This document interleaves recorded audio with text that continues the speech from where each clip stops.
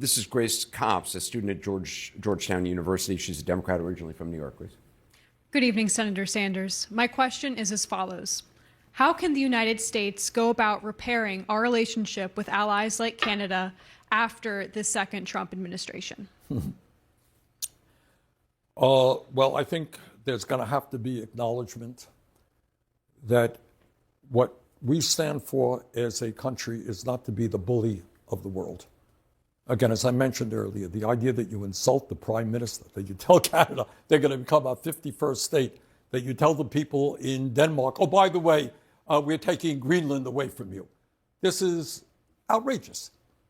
And what I would like us to be is a leader of the world based on our democracy as a model, based on our compassion, based on our work to fight climate change and help people all over the world transfer away from fossil fuel to sustainable energy so that we could save the planet.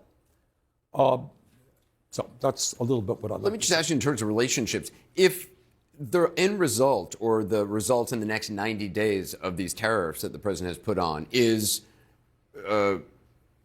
lowering of tariffs by other nations against the U.S., will it have been worth it? If this brings them to the negotiating table? Nothing is worth it. Look, the isolation, how is it worth it? What is worth it when you have people that have been our neighbors and allies and friends for almost 200 years in Canada now distrusting the United States, our friends in the UK, throughout Europe distrusting the United States? We are becoming isolated from the rest of the world. So there's very little that I can see that would make it worth that. By the way, Grace's question was about what happens after Trump finishes his second term. But we got a lot of repair work to do. No, but you know what he said about a third term. Do you think he's serious? Yeah, I do. I mean, I think you have somebody whose main function, what he wants is power and wealth for his oligarch friends. So nothing would surprise me about Trump. I want you to meet Jayan Chatterjee. He's a student at Georgetown University, originally from New York. He's a Democrat. Jayan, welcome. Hi, Senator Sanders. Senator, for many years, your theory of power has rested on a critique of oligarchy. But in the past few years, around the world, the rise of populist right-wing leaders has seemed even more closely related to a loss of faith in institutions, loss of faith in the media, in public health authorities, in judiciaries, and of course, as you've mentioned, in democratic political bodies. Is a singular focus on oligarchy sufficient to address the skepticism in democratic institutions that has driven many Americans and people around the world to the far right? That's a great question. Thanks. Oh, look. See, American universities. There you go. Here's what I think.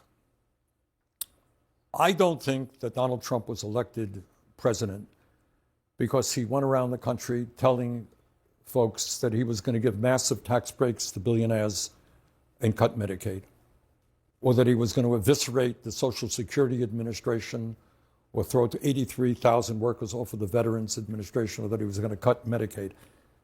That's not why he was elected president. He was elected president, I think, because many, many millions of people are looking at the economic and political system in America and understand that it is not working for them. All right? You tell them to go out and vote, and they go out and vote, and what happens?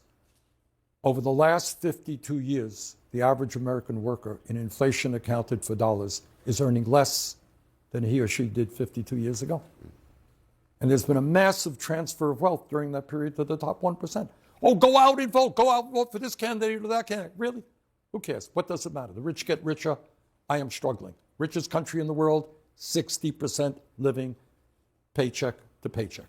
Now, tied to that, and this is an issue that we have to talk about tonight, and I'd love people's feelings about it. And we don't talk about it in media, and we don't talk about it in Congress very much, is when you talk about people losing faith in the American political system, it's justified because you have a corrupt campaign finance system.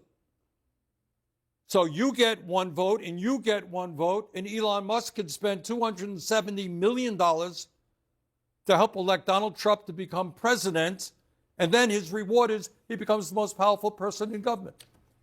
And it's not just Republicans. You got Democratic billionaires heavily influencing what goes on in the Democratic Party. As I mentioned earlier, I feel very strongly that the United States government should not give another nickel to the Netanyahu extremist government that has killed 50,000 people in Gaza, wounded over 110,000 people. All right, that's my view. You may disagree with me.